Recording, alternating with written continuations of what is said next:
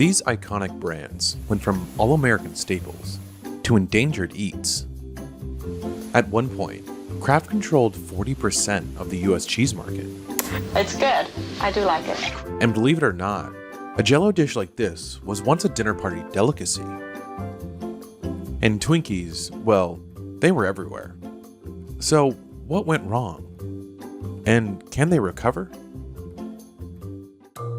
Kraft cheese has been a staple in American kitchens for over a century, but in recent years, people have been reaching for healthier options. So how did the craze for processed cheese start?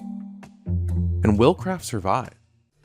The Kraft story began in 1903 when Canadian-born businessman James L. Kraft moved to Chicago and started selling cheese out of a wagon.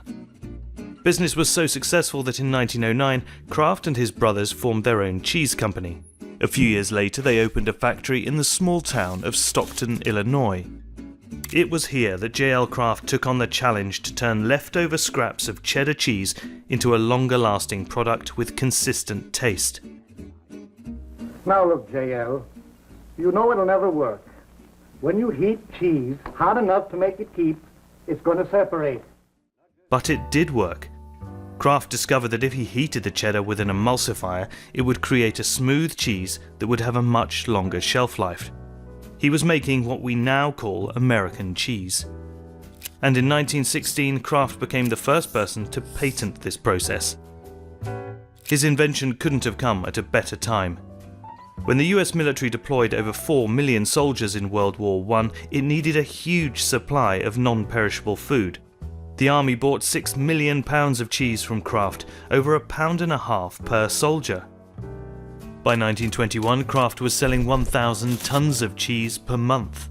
Kraft built on this success by acquiring competitors like the Velveeta Cheese Company in 1927 and merging with the Phoenix Cheese Company the following year. In 1929, Kraft's annual sales surpassed $86 million. The 1930s would see another masterstroke, a box of elbow macaroni with a foil package of Kraft cheese. Macaroni and cheese makes a hit, and it's simple with Kraft macaroni and cheese dinner. Only a nickel a serving, too. And once again, the timing couldn't have been better. The United States was in the late stages of the Great Depression, and a box of Kraft macaroni and cheese could feed a family of 4 for only 19 cents, or roughly $3.50 today. It was an instant hit. Kraft sold 8 million boxes in the first year. Sales continued to rise during World War II, when ration coupons could be traded in for Kraft's macaroni and cheese dinners. And just as it had in the First World War, Kraft supplied tins of cheese to the US military. The next game changer came in 1950, when Kraft invented a way to slice processed cheese. Fabulous flavours, and so quick. Mum said it took them no time at all to make enough for the party. Trouble with Kraft cheese slices is they're so good, there's no such thing as enough. And 15 years later, it launched the now ubiquitous individually wrapped slices. Singles are individually wrapped, so every single one stays fresh, even if it's the last one in the package. Luckily for Kraft, Americans' appetite for cheese was skyrocketing.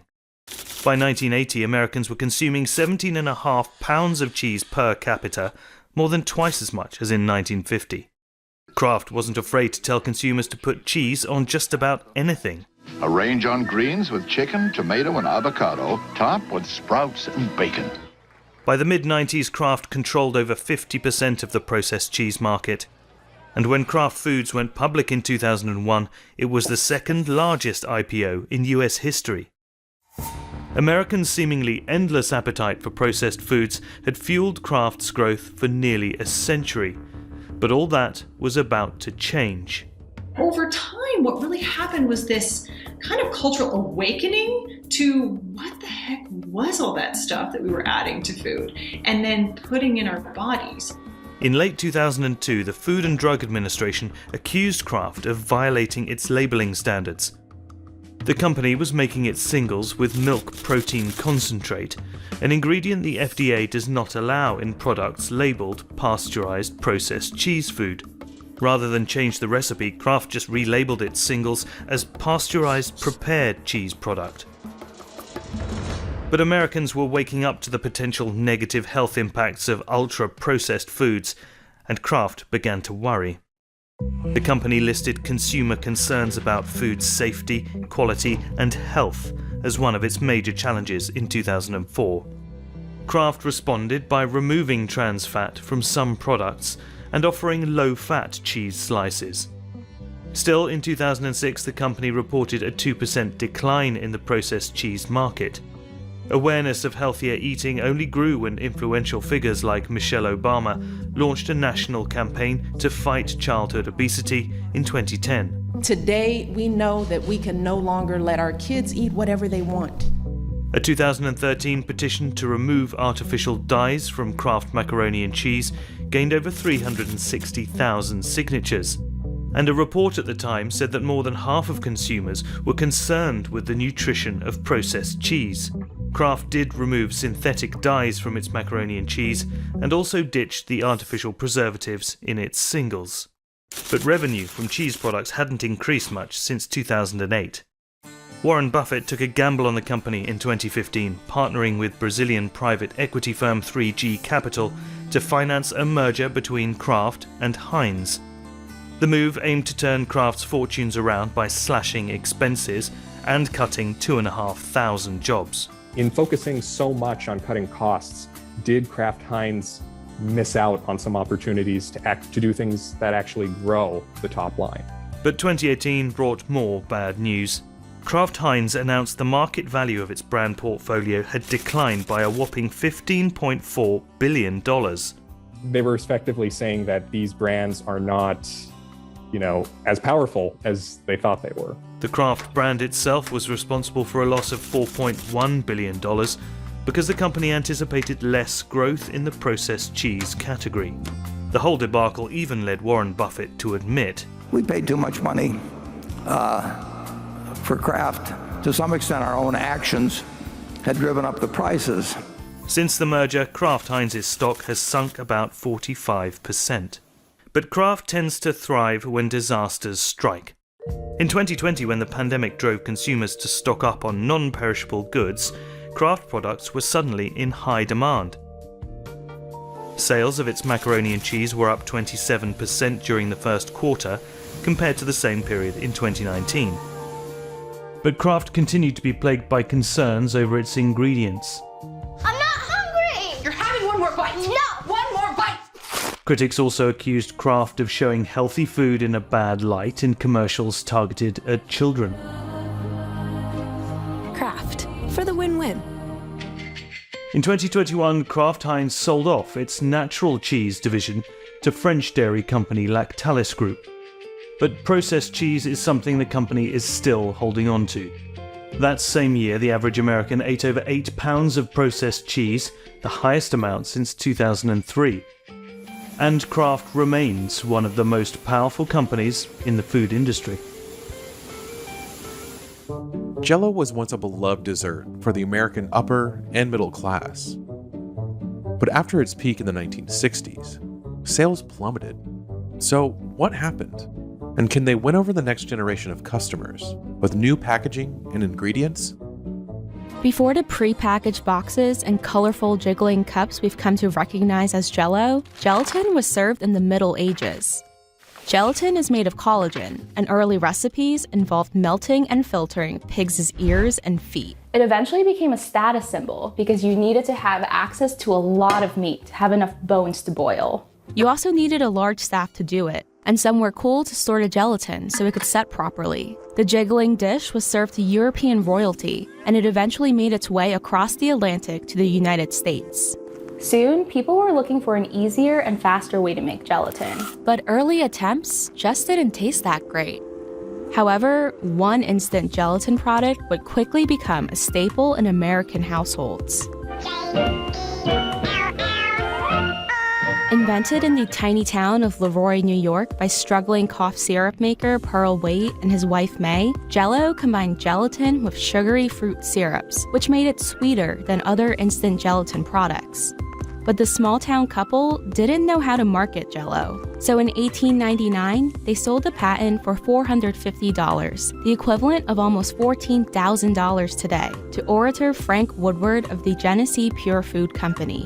Just 3 years later, Jell-O sales rose to $250,000, or $7.4 million today.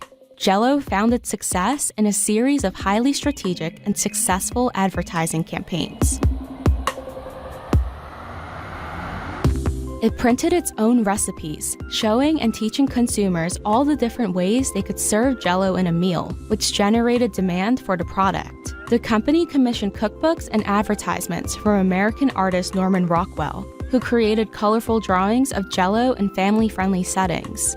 This helped to establish the company's wholesome reputation. In 1923, the Genesee Pure Food Company changed its name to the Jell-O Company. 2 years later, the Jell-O Company became part of a larger food empire, which would eventually become General Foods Corporation. When the Great Depression hit, recipe books promoted Jell-O as an affordable food option, highlighting its ability to preserve foods and transform just a few ingredients into a satisfying meal. And during World War II, Jell-O salads became a creative way to put meals together with rationed goods. Convenience also began to play a bigger role in the meals people prepared.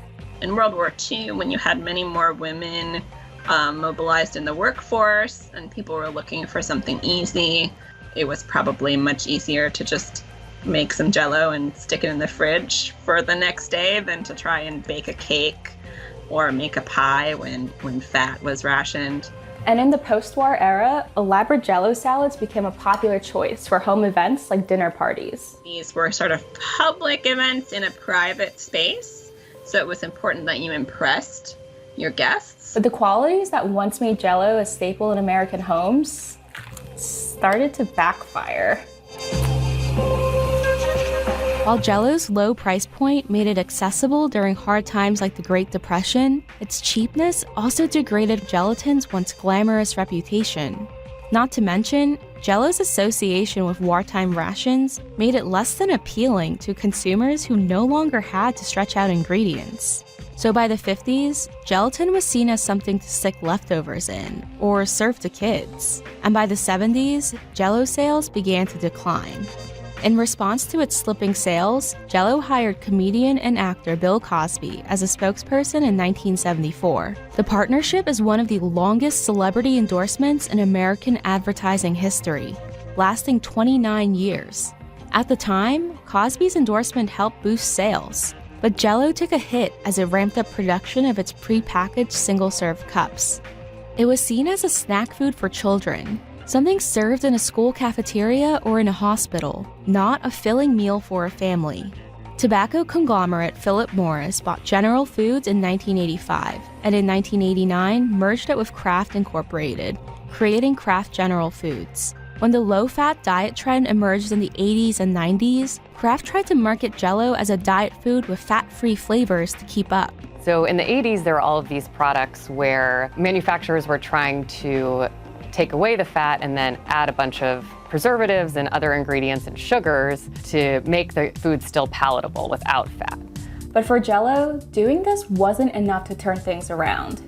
Instead, it now had the added reputation of being a diet food, which only increased in the early 2000s as Jell-O pivoted to promoting its sugar-free products to take advantage of the Atkins diet craze. When that didn't help bounce sales back, Jell-O attempted to play up its family-friendly reputation.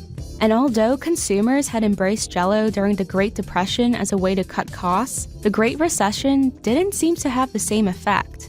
From 2009 to 2014, Jell-O sales declined by double digits, falling from $932.5 million to $692 million. So Jell-O is basically the opposite of what consumers are looking for right now. It looks artificial, its ingredients are unrecognizable, it has a bunch of added sugar, and even though it's fat-free, we all know now that that is not necessarily healthier. So, is this the end? Despite its falling sales numbers, Jell-O remains popular in places like Salt Lake City and the surrounding area, otherwise known as the Jell-O Belt. The area has a large Mormon population, and Jell-O's wholesome family branding aligns with Mormon values. Jell-O even became the official snack food of Utah in 2001. And the trading pin for the 2002 Salt Lake City Winter Olympics was a bowl of green Jell-O.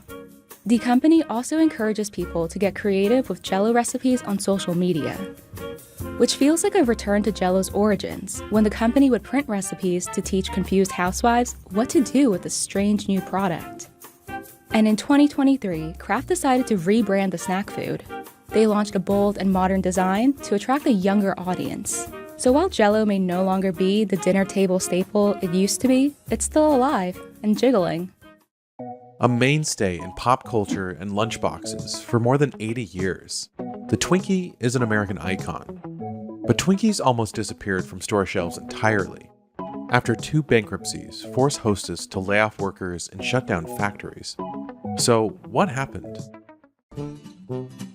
Twinkies were invented in Schiller Park, Illinois in 1930. This guy, James Dewar, managed a bakery plant at the start of the Depression. He wanted to make better use of expensive strawberry shortcake equipment sitting unused when strawberries weren't in season, so he stuck banana cream in a shortcake. Dewar sold the Twinkies in packs of 2 for 5 cents. When bananas were rationed during World War II, the simple vanilla cream we know today became the filling. In the next 2 decades, Twinkies and its parent brand Hostess dominated the packaged cake market. Marketed to children in everything from TV commercials to Batman comics, Twinkies rose to the status of a cultural icon. You're getting ready for school. Here's a swell dessert that you can take along with you. A package of 2 big Hostess Twinkies. The Hostess snack cemented itself in kids' lunchboxes across America. It was an affordable indulgence for families. It was just so woven into the fabric of the culture of America. In 1971, the brand introduced its mascot, Twinkie the Kid. It's Twinkie the Kid! Yahoo! The anthropomorphic cowboy Twinkie became popular among kids for sharing his namesake cakes. But growing talk of Twinkie's high sugar content would soon butt heads with the brand's kid-friendly marketing. First, the Federal Trade Commission came down on Hostess for false nutritional claims. The agency concluded that sugar was the main ingredient in Twinkies. And then in '79, the trial of a San Francisco man charged with murdering the mayor gave rise to the term Twinkie defense. The defense team argued he had diminished capacity thanks to his addiction to Twinkies, and the murder charges were lessened to manslaughter. It was a trial that balked at the wholesome cake brand Hostess was trying to build. Fresh, wholesome Hostess meets my tough standards. So when I say yes, it's Hostess. Then began a string of new owners for Hostess. In the 70s, telephone company ITT ran Twinkie's parent company. In the 80s, the dog food maker Purina acquired Hostess, and a decade later it landed under the ownership of Interstate Bakeries Corporation. The sale created the largest baking company in the US, with at its peak 58 factories, over 10,000 delivery routes, a boost in Twinkie sales, and $3.2 billion in total sales. But in the late 90s, America's changing tastes would soon spell trouble for the sugar-packed Twinkies. With the growing popularity of low-carb, Atkins, and later the South Beach diets, some Americans were becoming more health-conscious. Loaded with calories, sugar, and preservatives most people hadn't heard of, let alone could pronounce, Twinkies became a casualty of the health revolution. Sales fell and then flattened. In October of '98, because of missed earnings, shares dropped 25% in just one day. But it wasn't just the product that was the problem. Pensions and raw goods got too costly. As other food companies were modernizing manufacturing, Hostess ran inefficient factories, operating at 54% capacity utilization. That's very poor in the manufacturing world. The company also relied on a tired delivery system. A DSD model, direct store delivery model, has really high costs because you've got trucks, drivers, gas, insurance that you have to pay for. And you're going to every store in America every few days to drop off product. Delivery alone ate up 36% of revenue. An important way to capture this moment in time would be by filling a national time capsule. In 1999, President Bill Clinton included a Twinkie in the National Millennium Time Capsule, so Twinkies still had a huge fan base. But by then, the damage to Hostess's bottom line had been done. By 2004, with $700 million in debt, Twinkie's parent company, Interstate, filed for Chapter 11 bankruptcy. Over the next 5 years, Interstate cut 7,000 employees and shut down 8 factories. The company came out of bankruptcy in 2009 and rebranded itself Hostess Brands. But it didn't work. But unfortunately, many of the legacy problems that really hampered the company didn't get solved through that bankruptcy. Then the recession took a huge hit on Hostess's bottom line, with year-over-year sales down 20%. To make matters worse, a worker strike and labor disputes soon followed. That fight turned into production stopping, and the management team then threatened to shut the company down, given pressure from its creditors. And that's exactly what happened.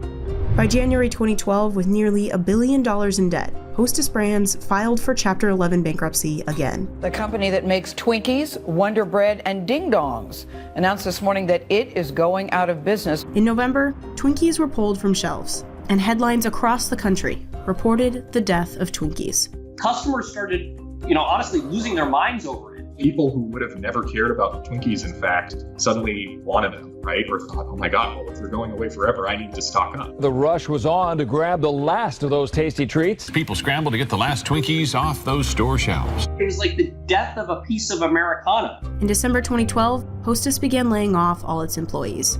Things were looking bad for Hostess.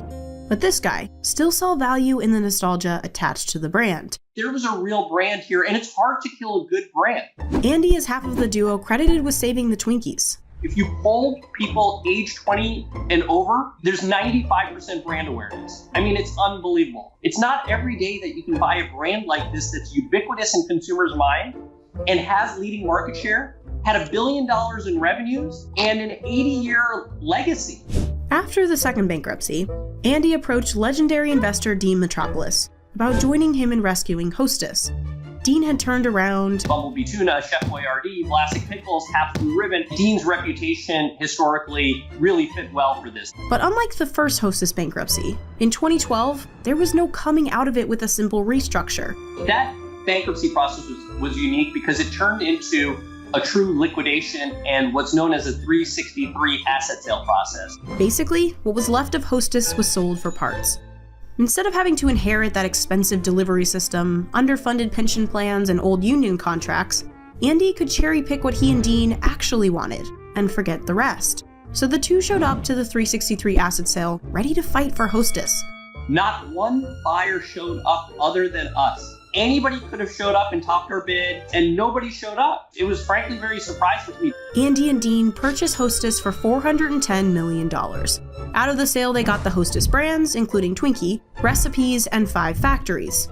That's it. There was no employees, there was no ingredients, there was no inventory, and I have to tell you, it was very odd during diligence walking through plants where when you walk in, they're empty, and the person who's walking you through the plant has to turn on the lights.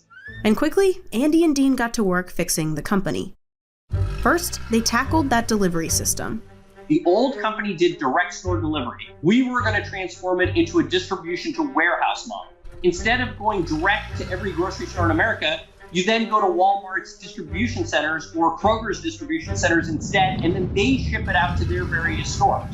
But in order to move Twinkies through a warehouse, they first had to increase the shelf life. Historically, Twinkies only lasted 25 days. People would put Twinkies in their earthquake shelters because everybody had this perception that Twinkies would last forever. That really wasn't the case. Andy and Dean invested millions to develop a Twinkie that tasted the same, but lasted longer. We're at first able to get the shelf life to 45 days and then ultimately to 65 days of shelf life. And so that really helped get the retailers comfortable that they could take it into their warehouses and that the product quality would not be compromised. The new recipe and warehouse delivery model helped cut delivery costs by 20%. It also meant Hostess could affordably deliver Twinkies to drugstores and dollar stores, markets they'd never reached before. Dollar General became one of our top 5 customers. Next up, Andy turned to factory efficiency. Andy and Dean wanted to be able to make $1 billion worth of cake yearly, but with 1/9 of the labor and 1/5 of the factories. We ended up getting to 85% capacity utilization plus. Finally, the duo worked on innovating the product line with smaller pack sizes and mini Twinkies. Those products really didn't get the resonance in the marketplace, and so then we just jumped wholeheartedly into embrace the brand, embrace what you are, which is indulgence. The team had to make all these changes in a matter of months. In July 2013, the once dead Twinkies returned to shelves, to tons of fanfare. The world is a better place tonight because Twinkies are back. The tagline was the sweetest comeback in the history of ever. It all went viral. It was really kind of unbelievable. A lot of that, frankly, that excitement and buzz, ironically, could have never come about if Twinkies never came off the shelf. The trite saying is what? You don't know what you've got until it's gone. Twinkies quickly sold out in stores across America. During our first year, we had $555 million in revenues from nothing, with profit margins of 27% in a company that lost money and had to go bankrupt twice. By 2015, Hostess was making 1 million Twinkies a day, $400 million a year, and $180 million in profit. At the time, Twinkies made up 80% of the company's product output, and the success just kept rising. In 2016, Apollo and Metropolis took Hostess public. The IPO valued the company at $2.3 billion, nearly 5 times what Andy and Dean had paid for it. Apollo and Metropolis's gamble that Americans still loved Twinkies had paid off. But was the beloved snack revived for good? The coronavirus pandemic helped Hostess. As people stayed indoors more, they bought more processed foods at the grocery store. By the end of 2020, the company's net revenue had reached $1 billion. And in September 2023, the jelly giant Smucker's secured a takeover of Hostess Brands for $5.6 billion. Having come back from the brink, it seems America isn't ready for a life in a post-Twinkie world just yet.